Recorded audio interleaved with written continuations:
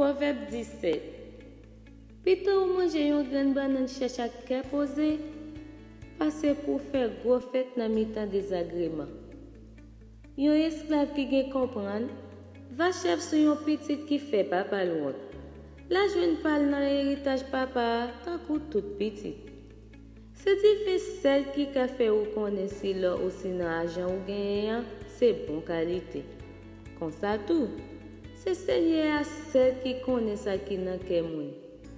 Méchant yo toujours prêt pour écouter moun k'ap di mauvais parole. Oreilles menton yo toujours l'ouvrir pour écouter moun k'ap bay menti. Le wap passe yon pauvre malheureux dans bêtise, c'est bon Dieu qui fait la wap de respecter. Moun qui content les malheurs rive yon l'autre, bon Dieu a pinil. Petite, c'est récompense grand moun. Maman ak papa, c'est contentement petit. Yon moun sort, pas ka di rien qui bon. Comme ça tout, yon moun sérieux, pas nan bay menti. Moun qui servi ak l'argent pour prendre tête moun, comprendre l'argent c'est wonga. Yo kwa c'est pour yo réussir dans tout ça y a fait. Si yo ve moun reme ou, pardonne yo le yo fait ou mal.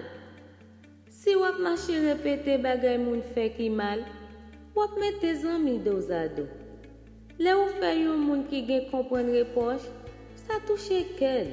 Mais, ata 100 coups de bâton pa changer yon moun sot. Méchant toujours a fait rébellion.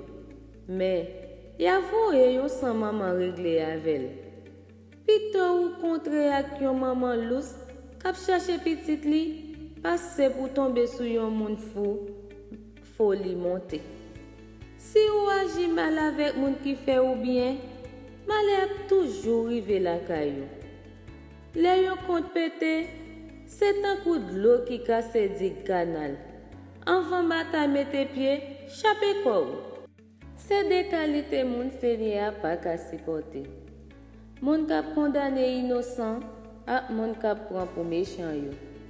Yon moun sote met gen contre l'argent nan men, li pa jam gen connaissance. Li pa ka gen comprendre. Yon bon zami pa jam trahi.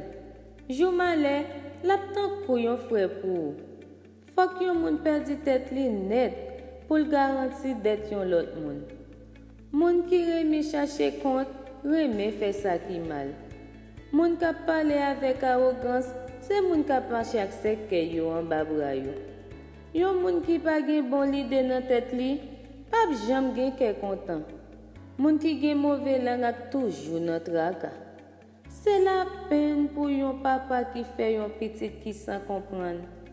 Papa yon petit sort, pa jam gen ke content. Ke content bay la santé, mais le ou kagou, wap déprimé sous pied. Malveillant prend l'argent nan men moun pour imposer justice faite.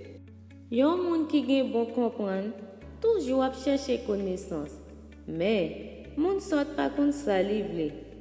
Yon ti moun qui sans comprendre, c'est chagrin pour papa. C'est gros la peine pour maman qui fait. C'est pas justice pour innocent payer pour coupable. Pas de justice le yo bat moun qui pas fait mal. Moun qui gen connaissance, pas nan parler en pile. Moun qui rete doucement, c'est moun qui gen comprendre. Moun qui gen l'esprit, pas jamais chaud pour parler. Mais, moun sort, le yo rete ak bouche yo fermé, yo passe pour moun qui gen comprendre. Amen.